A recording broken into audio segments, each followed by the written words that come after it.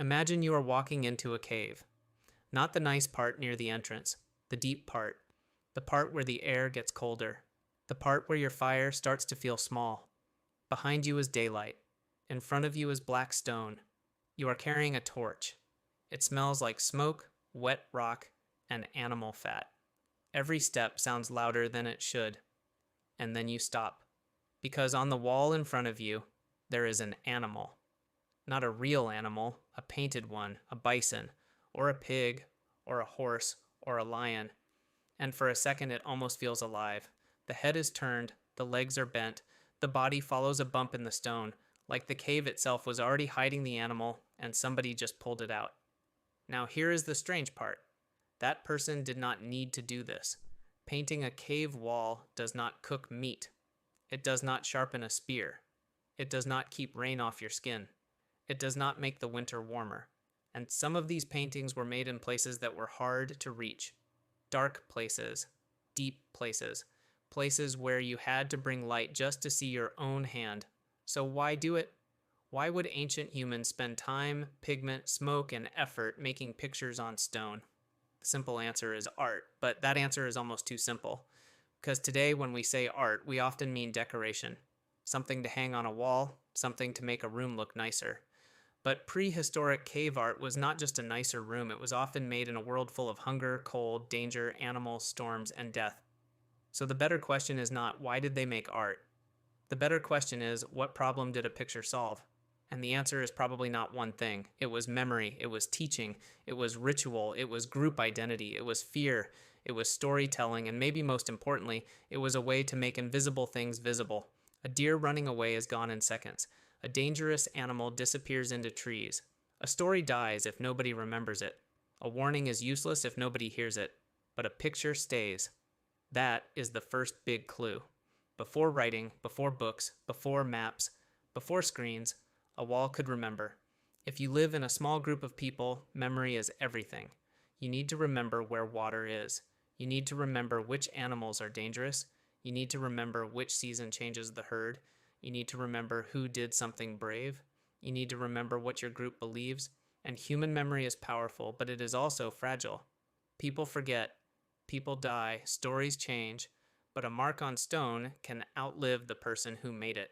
That alone makes cave art different from decoration. It is a kind of survival memory. Not survival in the obvious way, not like fire, not like a spear, but survival through shared attention. Because once a group can point at the same picture, they can think about the same thing. That sounds small, but it is enormous. If I point at a real bison, the bison may run away. If I point at a drawn bison, we can talk about it for as long as we want. We can point at its horns. We can point at its legs. We can show where the spear might go. We can remember what happened last time. We can scare a child and teach them at the same time. That is one reason animal drawings matter so much. Many cave paintings are not random doodles. They show animals with attention. The curve of a back, the shape of a head, the weight of a body, the movement of legs. A person drawing that animal was not just seeing it, they were studying it. And studying animals was not a hobby. It was life. If you misunderstand an animal, you can starve. If you walk too close to a dangerous one, you can die. If you miss the season when a herd moves, your whole group may suffer. So one possible reason for cave art is simple. It helped people think about animals when the animals were not there. But then the question gets weirder. Because not all cave art shows dinner. At Chauvet Cave in France, there are lions, rhinos, mammoths, bears, bison, and horses. Some of these animals were dangerous. Some were not the easiest animals to hunt. And yet they were important enough to draw again and again. That suggests cave art was not just a menu. It was not only, here is what we eat. It may have been, here is what we fear. Here is what we admire. Here is what lives in our world and in our minds. Think about that for a second. A lion is dangerous when it is outside, but a lion in your imagination is dangerous in a different way. It follows you after the real lion is gone. It enters stories. It enters dreams. It becomes a thing your group talks about around fire. Drawing it on a wall may have made that fear controllable, not harmless, but visible. You cannot point at a feeling. You can point at a painted lion. And once everyone can see it, everyone can share it. This is one of the most human things about cave art. Humans do not only react to danger, we make symbols of danger. We draw warning signs. We draw monsters. We draw maps. We draw skulls on poison bottles. We turn fear into a shape. Ancient cave art may have done something like that, not with traffic signs or cartoons, with animals on stone. Now there is another clue. Some cave images were made in places that were not convenient. Deep caves are not casual places. You do not accidentally wander far underground and paint a huge animal because you had nothing else to do. You need light, you need pigment, you need time, you need to know where you're going, and you need a reason to be there. That reason may have been ritual. Ritual does not mean fake, it means an action that becomes important because the group treats it as important. A wedding ring is just metal. Until people agree, it means something. A flag is just cloth. Until people agree, it means something. A cave wall is just stone. Until people go into the dark, bring fire, paint animals, leave handprints, and tell stories there. The cave changes the feeling of the image. At the entrance, a drawing is in daily life. Deep inside, a drawing feels separate. The darkness makes it private. The echo makes voices strange. The torchlight makes pictures flicker. A bump in the wall can make an animal look like it is moving. And if you are a prehistoric person, without electric light, without screens, without cities, that experience could feel powerful. It could feel like entering another part of the world. This does not prove every cave painting was religious. It does not prove every image was part of a ceremony. But it explains why the location matters. If cave art was only decoration, the deep cave is a strange choice. If cave art was about memory, story, fear, teaching, and ritual, the deep cave starts to make sense. The place itself becomes part of the message. Now, here is where the timeline becomes important. For a long time, many people imagined cave art as mostly a European Ice Age thing. France, Spain, Lascaux, Chauvet. But the story is wider than that. In Sulawesi, in Indonesia, researchers have found very old rock art. One recent study reported a hand stencil with a minimum age of about 67,800 years. Another study reported a scene at least 51,200 years old with human-like figures and a pig. That matters because it means picture making was not just a late European trick, it was part of a much bigger human story. And the Sulawesi scene matters for another reason. It is not just a single animal. It looks like figures interacting. That pushes us towards storytelling because the moment you draw one figure next to another figure, you can create a relationship. This one is chasing, this one is watching, this one is touching, this one is dangerous. The wall becomes a place where events can be held still. And holding an event still is basically the beginning of a story image. Before writing, that is huge. Because stories are how groups move knowledge through time. Do not eat that plant. Do not go near that cliff. This animal behaves this way, this place belongs to our group, this person did something memorable. A story lets one person's experience become everyone else's lesson. A picture makes that even stronger. It gives the story a body. So cave art may have been a memory machine, not a machine made of gears, a machine made of pigment, stone, fire, and attention. There is also the handprint. Hand stencils are some of the most emotional images in prehistoric art.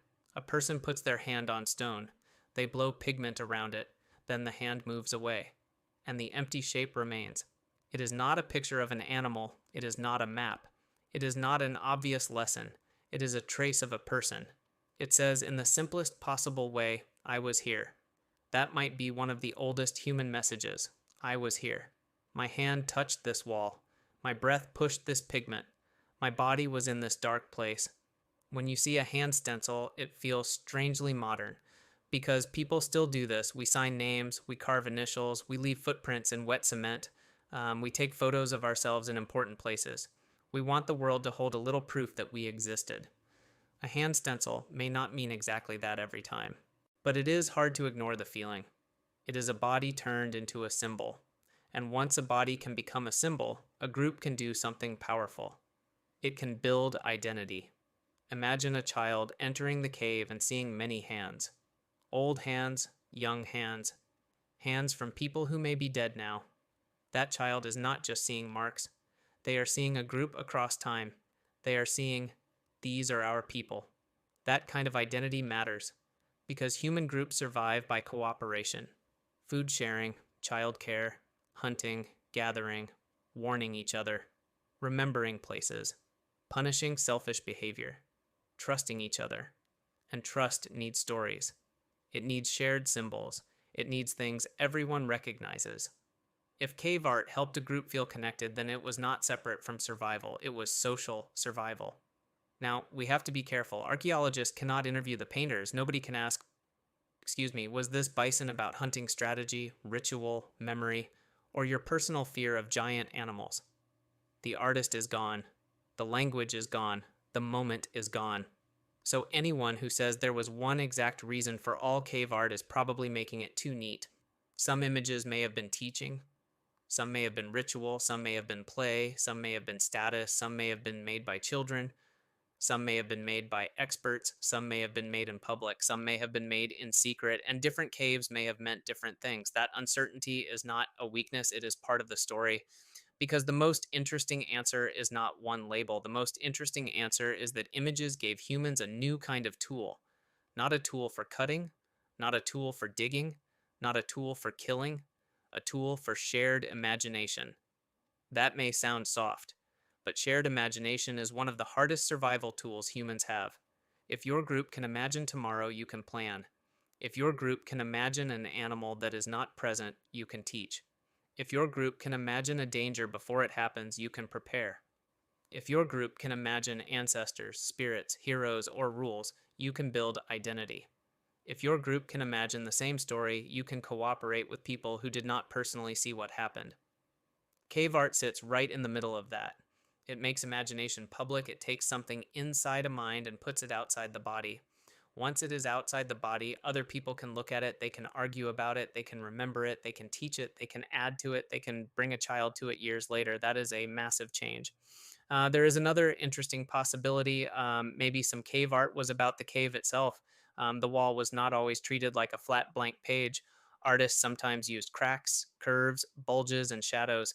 A natural bump could become the shoulder of an animal. A crack could become a line of movement. A dark patch could become part of a body. That means the artist may have looked at the wall and seen a hidden shape. Then they completed it. That is important because it shows imagination meeting the environment. The animal is not just placed on the stone. It seems to come out of the stone. And in torchlight, that could look alive. A modern person might call this artistic technique. But for the people there, it may have felt like the cave already contained something. The painter was revealing it. Again, we do not know exactly, but the feeling matters. A cave is not just a background. It can become a participant. Now think about who got to see these images. Some art may have been near entrances. Some may have been deep inside. Some may have been visible to many people. Some may have been seen by only a few. That changes the meaning. If everyone sees the image, it can be a public symbol. If only certain people see it, it can be special knowledge. Human groups often create special places. Places for burial, places for ceremony, places for teaching, places where normal rules feel different. A deep cave is perfect for that. It is naturally separated from daily life. You enter it. You leave the ordinary world behind. Then you come back out. That movement itself can feel meaningful. And if inside that place you see animals, hands, symbols, and marks, the experience becomes even stronger. This might explain why cave art is so emotionally powerful even now. We are not the intended audience. We do not know the stories. We do not know the names. We do not know the jokes, fears, rules, or rituals behind the pictures, but we still feel something. Because we recognize the act. A person had an image in their mind. They put it on a wall, and thousands of years later, another person can see it. That is almost impossible not to care about. Now, there is one more twist. Some evidence suggests that symbolic marking may not have belonged only to Homo sapiens. In Spain, researchers dated some cave markings to older than 64,000 years. That would place them before modern humans are usually thought to have reached that part of Europe, so some scholars argue Neanderthals made them. This is debated. The dates and interpretations have been questioned, but the possibility is important because it means The urge to make marks, symbols, and meaningful places may run deeper than a simple story of modern humans suddenly becoming artistic. It may be part of a broader human relative story. Maybe symbolic behavior grew in many steps. Marks, hands, patterns, animals, stories, ritual places, shared memories. Not one magic day when art appeared, more like a long process of minds learning how to leave traces outside themselves. This makes the original question even better. Why did ancient humans draw on cave walls? Because a picture could do something speech alone could not. Speech disappears as soon as it is spoken. A picture stays. A picture can wait in the dark. A picture can be found again. A picture can teach someone who was not there. A picture can turn a cave into a memory place. A picture can make a group feel connected to animals, ancestors, danger, and each other. And a picture can make an ordinary wall feel alive. That is why the bored caveman doodle idea is probably wrong. Ancient people were not less serious than us. They were not silly versions of modern people. They had bodies that got hungry, children who needed teaching, animals that could kill them, places they feared, stories they remembered, and groups they needed to hold together. When they drew, they were not escaping real life. They were processing real life. That is something modern people still do. After a disaster, we draw maps. After a death, we make memorials. Before a test, we make diagrams. Before a trip, we mark a route. When something scares us, we turn it into a story. When something matters to our group, we put it on walls, flags, screens, skin, signs, and statues. We still make invisible things visible. The materials changed. Stone became paper. Pigment became ink. Ink became pixels. But the impulse is familiar. Put the thing outside the mind. Let other people see it. Let it last longer than a voice. So maybe the deepest answer is this. Ancient humans drew on cave walls because they were human, not because they were bored, not because they had extra time, not because decoration suddenly appeared, but because they lived in a world too dangerous, too confusing, and too meaningful to keep only inside their heads. They needed memory. They needed teaching. They needed shared fear. They needed shared stories. They needed marks that could survive the night. So someone walked into a dark cave with fire in one hand and pigment in the other. They found a wall. They looked at stone. And they made the stone remember.